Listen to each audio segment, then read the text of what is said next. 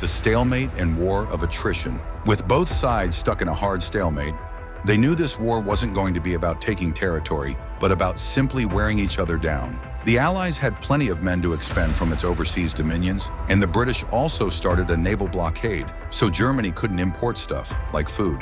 Attempts to break the deadlock. Neither side really wanted a long, grueling war, though, so they both thought of ways to break the deadlock on the Western Front. Idea number one, new frontiers. New frontiers and colonial involvement.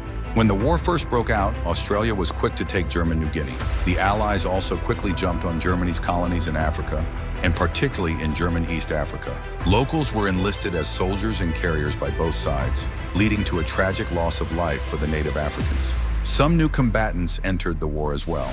Italy and Japan joined the Allies. The Allies' newest friends were Italy and Japan. Japan was busy building itself an empire, so it was more than happy to take away German islands and colonies in East Asia.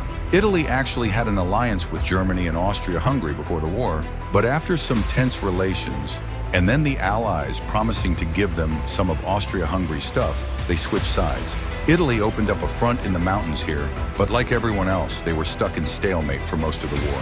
The Ottoman Empire joins the Central Powers. The Central Powers' new friend was a struggling empire in the Middle East, the Ottomans. The Ottoman were divided on whether to actually join the war or not, since they had been exhausted by the recent Balkan wars. Some of the politicians who did want to join went off on their own and fired some shells at Russia, and then came back and said, "Whoops, looks like we're at war now." The Ottoman entry into the war was of particular concern to the British, since the Middle East was full of oil, and Britain wanted all of that oil. Ottoman military failures and the Armenian Genocide first. The Ottomans tried to attack Russia in the Caucasus Mountains, but they weren't prepared for the cold, and many of them froze to death. Then they crossed miles of desert to take the Suez Canal from the British, but that failed too. Then the Allies tried to take the Dardanelles at Gallipoli in a long and hard trench warfare campaign, but that also failed. The Ottomans blamed their initial losses on the ethnic Armenians living within Ottoman territory, and the resulting Armenian genocide led to the deaths of 1.5 million people. Germany's new strategies in chemical warfare. All these new frontiers hadn't done much to change the war. Aware that the Allies had more men and supplies than them, the Germans knew they had to do something to break the stalemate.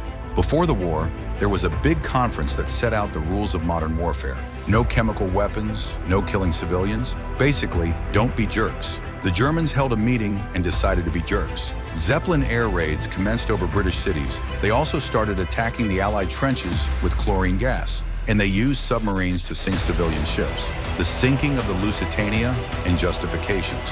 One such civilian ship was the Lusitania, which had 159 Americans on board when it was sunk, further swaying U.S. opinion against the Germans. Not to be completely unfair to the Germans, the Allies also engaged in chemical warfare soon after, and they had been hiding anti-submarine weapons on their civilian ships, which led the Germans to justify their attacks.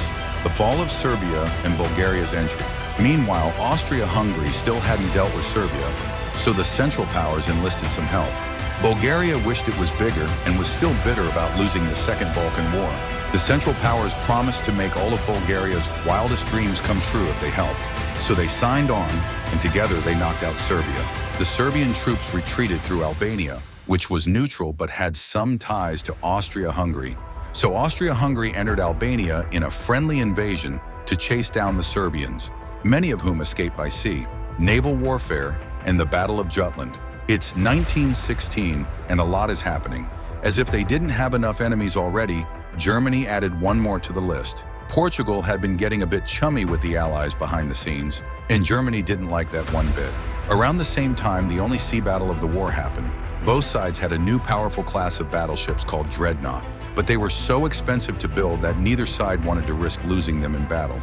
So they kept them in port, except for one time when they had a big fight, and a bunch of them got damaged, so they didn't try that again. The battles of Verdun and the Somme. The UK started conscripting men to the army, so they had plenty of reserves, which is just as well because the Western Front was about to get brutal. The longest and one of the bloodiest battles of the war started when the Germans launched an attack around the French city of Verdun. The French defended it desperately, leading to hundreds of thousands of casualties. Under pressure, the French called on their allies to do something to draw the Germans' attention away.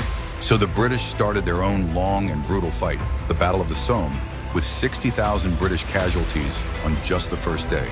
It was also here that the British first used one crazy brand new piece of sci-fi technology, the Russian collapse and US entry into the war. By the time 1917 rolled around, everyone was exhausted. There were mutinies in the French army. The German populace was starving, and the war had drained all of Russia's supplies. There was no clear winner, and it was still anyone's war. The only question now was, who was going to break first? And the answer was Russia, tired of not eating and mad that a crazy magic homeless guy was calling some of the shots. There was an uprising in Petrograd complete with riots and strikes. The riots turned into a full-scale revolution, and a new government overthrew the Tsar.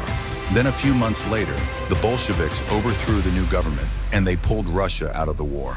This was great news for Germany, which now only had to focus on the Western Front, the final German offensive and Allied victory. But there was still one problem. The pesky United States of America was looking increasingly like it was going to join the war. America had been selling supplies to the Allies throughout the war and was getting super rich off the back of it, meaning it was in fantastic shape and was dangerous to the Germans. So Germany sent a telegram to Mexico saying, "Wouldn't it be crazy cool if you guys attacked America?" But the British intercepted the message, showed it to the Americans, and that was the final straw. American troops began shipping out to Europe. This was terrible news for Germany, and they knew their only hope now was to force France and the UK to surrender before the fresh American troops arrived. It was now or never. So they started one final attack. The end of the war and aftermath, they converged their troops and hit hard at the Somme and pushed the Allies back. They hit a second time from the north, then again and again.